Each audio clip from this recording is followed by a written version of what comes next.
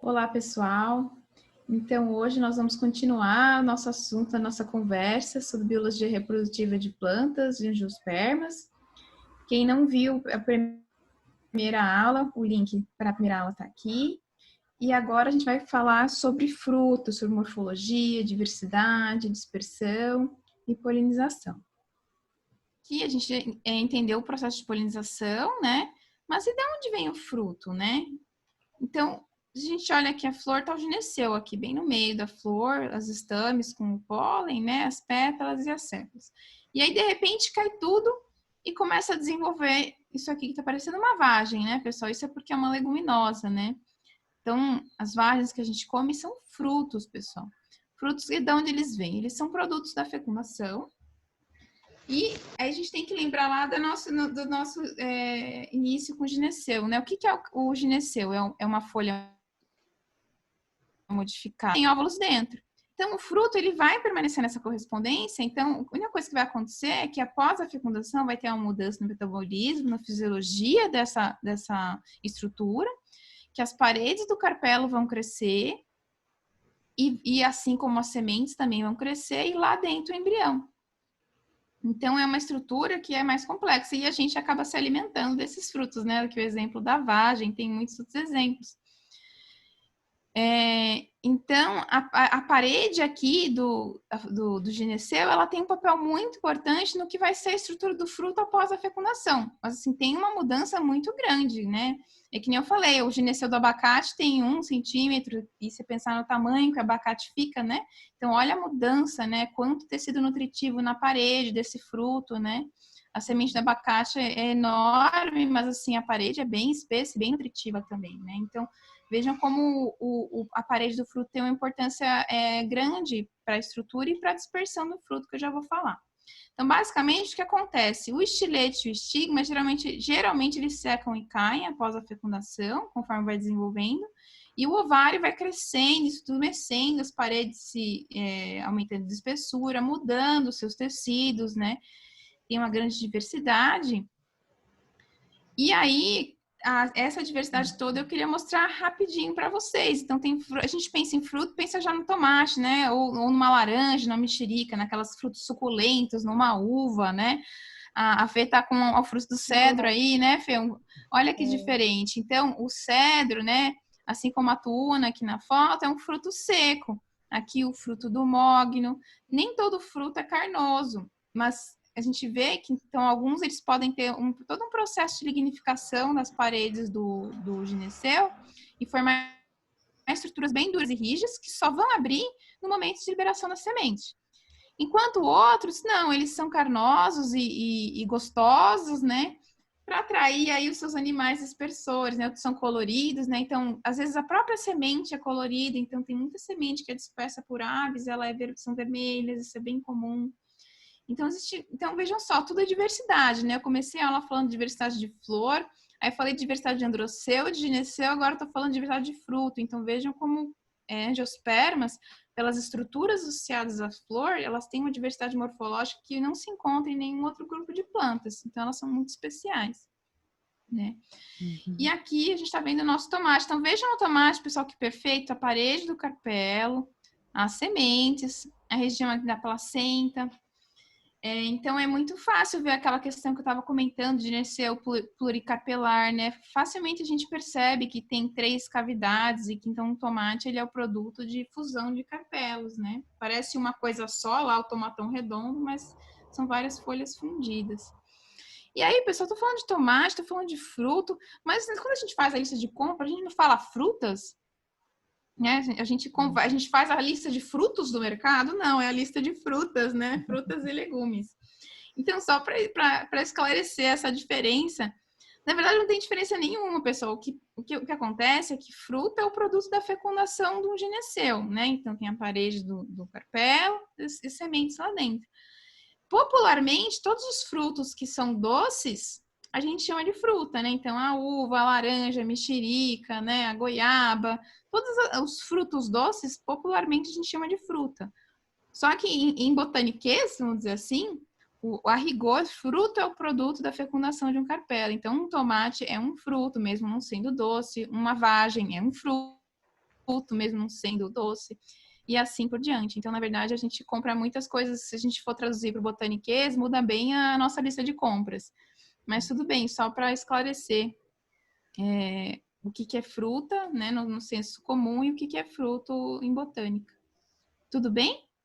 Tudo, acho que o pessoal, os agrônomos, né, também tem acho que uma outra nomenclatura. Eu estava olhando um dia desses aí. Isso que eu queria até perguntar se era isso que você tinha em mente quando eu pus, que é isso que eu discuto geralmente com... Fala, André. Porque botanicamente falando é isso mesmo que você disse, né? A Uhum, definição é essa, né? Que é uhum, fruto.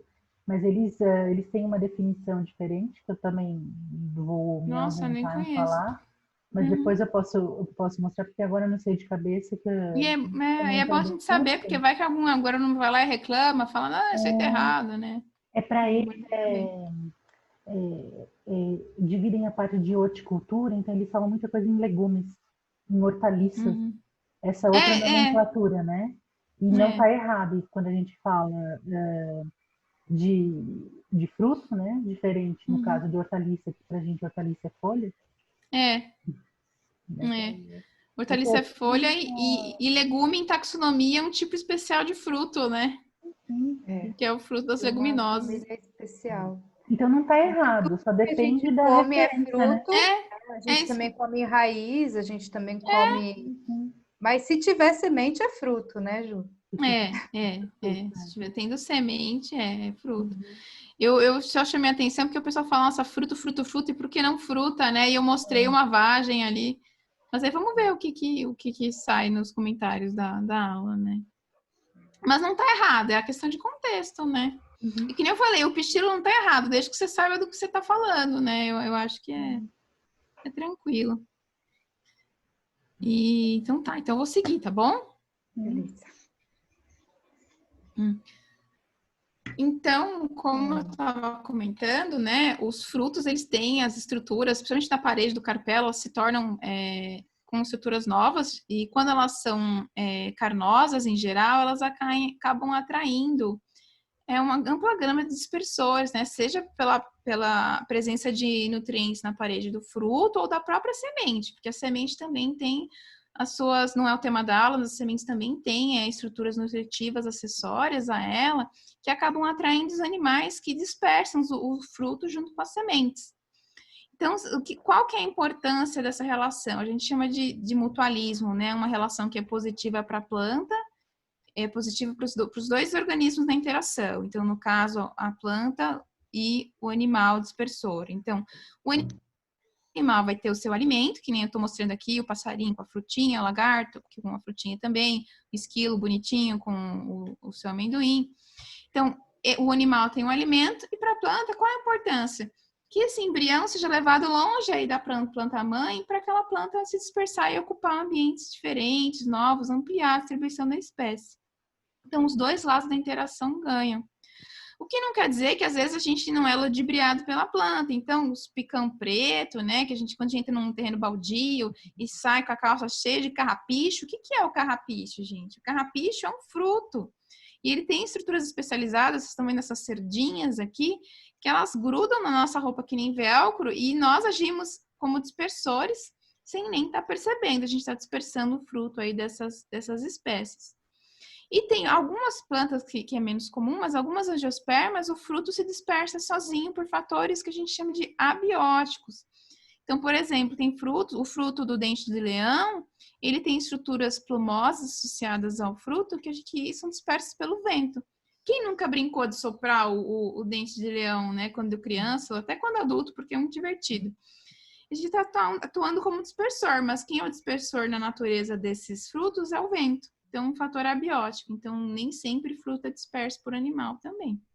E aí Tá? uma Tem coisa exceções. interessante, né? Porque o dente de leão, ele toma uma proporção muito legal, assim, nas tatuagens e imagens, né? Nessa coisa do vento tá levando e tal. Uhum. E as pessoas acham que elas tatuaram uma flor, né? Mas na verdade elas tatuaram o fruto. É Um verdade. fruto super modificado para ser disperso pelo vento. Exatamente. E é muito lindo, né? Isso é muito comum na família Asterácea. É muito bonito. Então, isso é um mutualismo, né? Então, quando são os animais que estão participando, existem, né, por que a gente gosta tanto de comer as frutas, né? Tem essas partes suculentas que atraem os animais e geram aí a dispersão de sementes e o mutualismo. E aí, pessoal, vamos voltar então e pensar agora. E no caso das flores, né?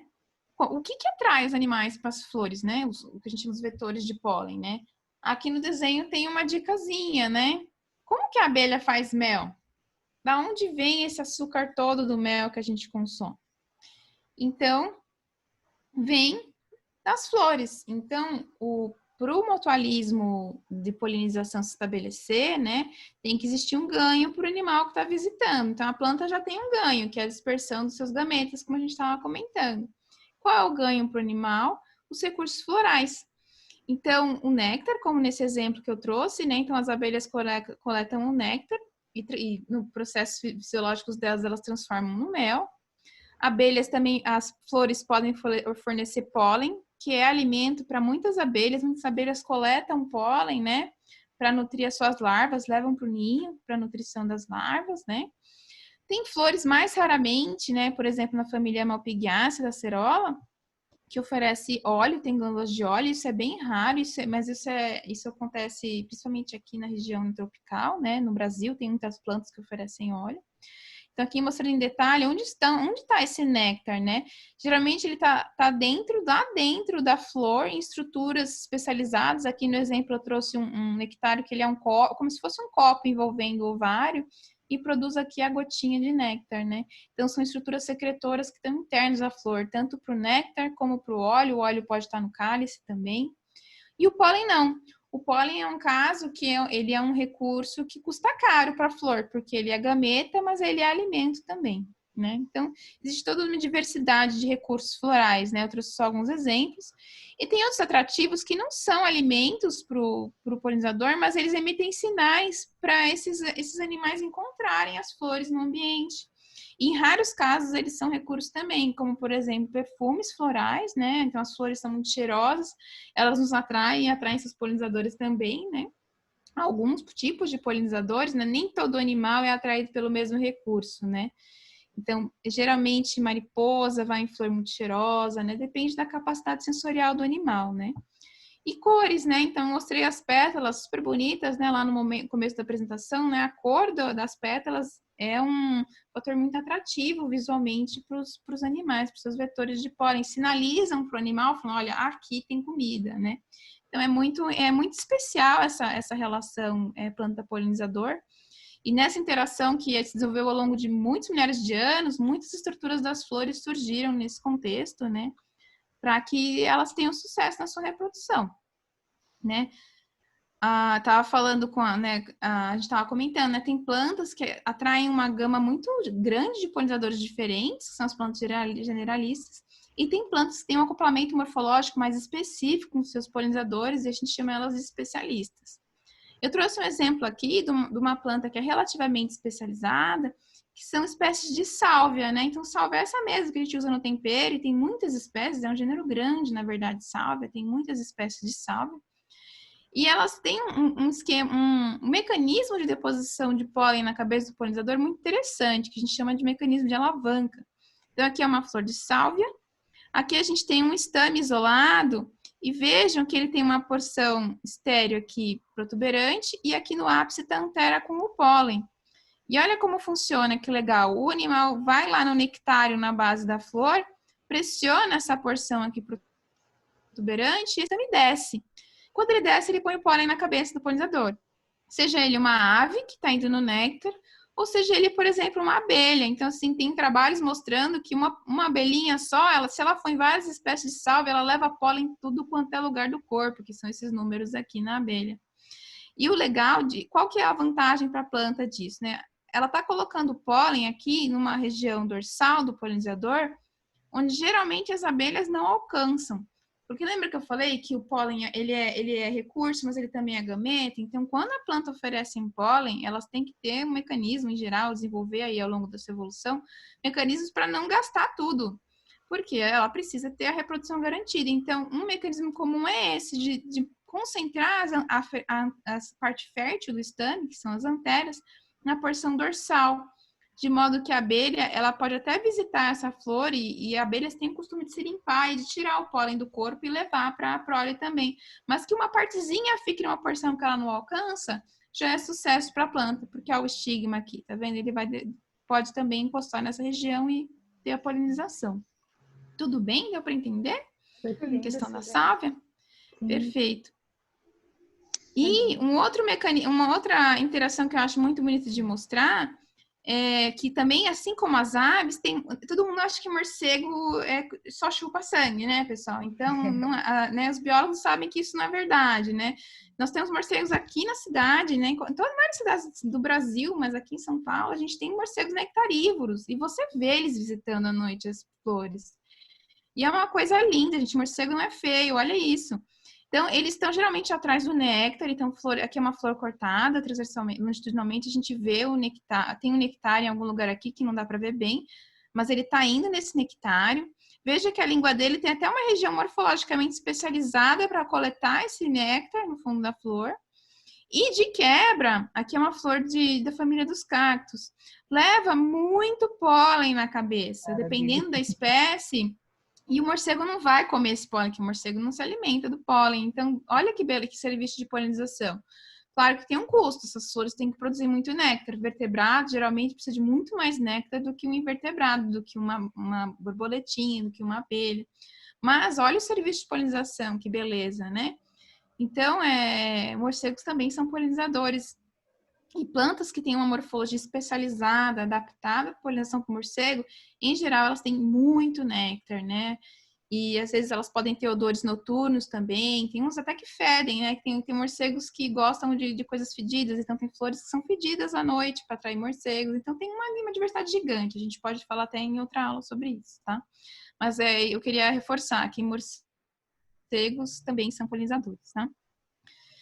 E também tem outras flores que a gente chama de flores com anteras poricidas, que são flores que não têm nectário, o único recurso é o pólen. Então, aqui as anteras bem amarelinhas, tem esses 2 porinhos no ápice, e o processo de polinização a gente chama de polinização por sonicação, e no inglês, buzz pollination. Como que é esse processo? Depois vocês assistam os vídeos, mas é muito simples. Esse pólen não vai sair sozinho desses poros. Ele só vai sair se a abelha vibrar numa dada frequência, que vai chacoalhar essas anteras, né?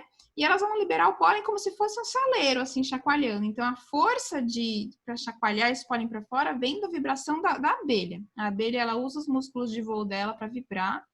E não é qualquer abelha que consegue fazer isso, são alguns grupos de abelhas, né? Então, não é um sistema generalista, é um sistema especializado, tá? E é muito comum em, por exemplo, plantas da família do feijão e leguminosas, da família do tomate, o próprio tomate e outras plantas da família do tomate, a berinjela, a batata são polinizadas dessa maneira, família Solanaceae. E aqui em microscopia de varredura, aqui o porinho da antera aberto. Vejam os vídeos, pessoal, é imperdível, porque no fundo o que acontece, a antera, ela entra em ressonância com a abelha, e aí, com a vibração da abelha, e aí ela começa a vibrar e libera o pólen. Então, se você simula essa vibração na antera, ela vai liberar o pólen para você. E é o que esses vídeos também mostram, vale a pena. Dá para ver na imagem, Ju, que tem aí uns pólens voando. Tem, aqui, né? Por essa vibração. É muito bonito, Então, esse é um sistema, é um exemplo também, um jeito que a planta, numa planta que só oferece pólen, é uma maneira dela tentar guardar esse pólen só para os polinizadores, né? E não todo mundo que vai lá e pega e leva e ela fica sem os seus gametas masculinos, né? É um mecanismo aí todo mundo que vai lá e pega podem ser os pilhadores, né, Ju? Você vai falar de pilhador? Não, nessa aula não. Mas a gente pode fazer uma aula só sobre polinização e aí dá para falar de tudo. Mas o que pode acontecer, às vezes, é que esse pólen, quando ele é liberado e ele fica caído aqui na pétala, vem animais que não são polinizadores, não prestam serviço de polinização, mas eles vão lá e coletam esse pólen e levam, né? Na natureza não tem desperdício, né? Então, acaba levando. Isso é bem comum, né? Eles chamam de comensais, né? Esses animais que pegam esse pólen que fica largado, assim, sobre as flores. E o néctar, no caso, são os pilhadores, né? Que eles acabam furando, extraindo o néctar e sem fazer o processo de polinização, né? Na verdade, porque está oferecendo o recurso energético que é o néctar, que é açúcar. Tem animais que, que é o que a Fernanda está falando, tem animais que eles, em vez de visitarem legitimamente pela entrada da flor, eles furam direto aqui na base, vão no nectário, tomam tudo e não prestam serviço de polinização. Então, dentro do que a gente chama de mutualismo, tem os trapaceiros no sistema, que são esses os pilhadores, né? Eles, no fundo, a natureza é uma luta, né, pessoal? Isso mesmo. Mas funciona, porque essas coisas estão super bonitas, aí a gente vê e é o produto de muitos milhares de anos de evolução, né? Eu acho muito bonito. E só para fechar, né, a gente está falando que isso é o produto de muitos milhares de anos de evolução e o homem muito rapidamente está conseguindo prejudicar o serviço de polinização nas plantas, né? E, consequentemente, prejudicar a reprodução das plantas. Como, né? A urbanização do meio natural, né? A gente tem muitas grandes cidades hoje, cada vez mais a gente tem uma fragmentação muito grande dos ambientes naturais, a gente está perdendo, os animais estão perdendo os seus hábitats, né? E planta não é um organismo que pode se reproduzir, ele precisa, em geral, né, de polinizadores, de uma maneira geral. Então, a urbanização, isso tem se visto nas últimas décadas, né, prejudicando, matando esses polinizadores, seja porque joga muito agrotóxico na lavoura e acaba matando a parte dos animais, seja porque realmente perde o habitat natural, as florestas, os cerrados, né, e começa a ter declínio de polinização. A própria mudança climática, né, se vocês observarem, em períodos muito secos, gente, morre muito animal, muito inseto, assim, muita abelha, por exemplo, né. Então, tudo isso, né, tá atuando para ter um declínio de polinizadores no meio natural e, consequentemente, declínio no serviço de polinização das plantas. E o ser humano pode também ter consequências negativas para a sua vida, porque a gente sabe que 1/3 da nossa produção de plantas comestíveis, plantas que são produzidas, né, em fazendas, produção agrícola, 1/3 mais ou menos depende de serviços de polinização, né? A gente pode falar em outra aula de plantas que se polinizam, que não dependem, mas a gente sabe que 1/3 depende. E assim, é imprevisível o impacto que isso pode ter. A gente já tem dados de queda na produção agrícola, né? Então, se a gente pensar em plantas com anteras-poricidas que precisam de grupos especiais de abelhas para vibrar aquela antera e fazer o pólen sair, né? E ter a polinização, né? Se você perde esse tipo de abelhas, que geralmente são abelhas nativas, você tem queda na produção daquelas culturas, né? E, consequentemente, né, tem uma produção menor, tem impacto na economia, e no futuro a gente não sabe o que vai acontecer. Então, existe estudos tentando avaliar isso, mas pouco perto da importância desse assunto, né? Existem estudos apontando que urgentemente a gente precisa desenvolver estratégias para conservar, especialmente as abelhas, que são bem sensíveis, né? Tem muitas plantas de produção agrícola que dependem de polinização de abelhas, né? É uma prática muito comum no meio agrícola, cultivar a abelha europeia, que a gente conhece como Apis mellifera, para substituir as abelhas nativas na polinização de culturas, porque você conhece bem a biologia da abelha europeia, então você cultiva lá em colmeia e bota ela na plantação e resolveu o problema. Não é bem assim. Tem estudos que mostram que a eficiência, né, ou seja, o quão bem elas polinizam as plantas, não é tão bom quanto das abelhas nativas. Tem estudo comparando a eficiência de polinização de abelha nativa e de abelha europeia, e eles mostram que as abelhas nativas elas têm uma capacidade de promover melhor aí a reprodução dessas plantas do que a apis. Então, não é o suficiente só cultivar apis. Precisa pesquisar a real causa do declínio dessas abelhas, que não é uma coisa simples, que é um assunto pouco estudado, né? E por isso que eu estou chamando a atenção para terminar aí a nossa aula de hoje com isso, né? A gente precisa conservar o meio ambiente pelas plantas, pelos animais, pelos serviços, né, de polinização, por toda aquela biodiversidade que está contida nos ambientes naturais, as interações, né? Porque acho que mais triste do que perder as espécies é perder essa rede de interações mutualísticas e que mantém o sistema funcionando, né? No caso, o nosso foco é a reprodução de plantas, né? Mas quantas interações não são perdidas, né? Com essa nossa perda de habitat aí pelo mundo moderno, né? Então, E a perda de recursos que a gente às vezes ainda nem sabe quais são, né? Porque a gente se mantém com uma gama muito pequena de alimentos que estão sempre disponíveis na prateleira do mercado, né?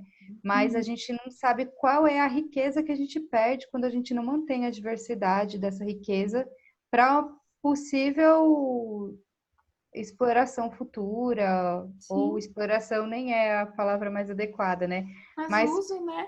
Que existe realmente um potencial de uso mesmo, né? Que pode ser não muito é benéfico. estudado, né? A gente está perdendo, né, ambientes, hábitats naturais muito mais rápido do que a nossa capacidade de conhecê-los, né? De conhecer esses sistemas, né? E o egoísmo do homem é tão grande que não é só ele que se alimenta, né? Que depende Exato. de se alimentar, né? Acho que é o grande enfoque que a gente tenta simplificar, né? Nós somos apenas uma espécie aqui. Né? Eu mostrei o beija-flor, né? Prejudicar tantos outros, né? Está preocupado até no seu alimento e não está nem aí que os outros vão se alimentar também. Exato, né? Eu gosto muito do exemplo do beija-flor, que são animais que eu falo que eles são pequenos esfomeados, porque o beija-flor, se ele não se alimenta durante o dia, na hora que ele entra num estado metabólico muito baixo à noite para dormir, e ele acorda no dia seguinte para forragear as flores, né? Pegar o néctar. Se ele não se alimenta o suficiente durante o dia, ele morre, ele não consegue sair do estado de torpor. E beija-flor, né, quem já observou, eles podem ser muito pequenininhos e muito frágeis e delicados. Então, se não tem flor para aquele bicho, ele pode morrer rapidamente. Então, é muito triste, né? Eu acho que a gente tem uma biodiversidade tão bonita e eles dependem dessas plantas para sobreviver, né? Então, tem que ser sempre em mente, né? De quando você está no seu jardim plantando suas plantas, né? Tenta ter umas florzinhas ali. Faz toda a diferença. A gente pensa, eu tô numa cidade, não tem bicho aqui. Tem bicho, gente. Pode plantar que vocês vão ver. Vocês vão ver bicho vindo na flor. É só parar e observar no horário certo. Ainda mais se a gente vai numa pracinha, a gente já consegue perceber a diferença, né? Uma pracinha. Então, essa foi a nossa aula sobre biologia da reprodução em angiospermas. Pessoal, espero que vocês tenham gostado, com a professora Juliana. Aqui estão os nossos contatos, nos sigam nas redes sociais e se quiserem, comentem aqui na descrição do nosso vídeo. Obrigada e até mais.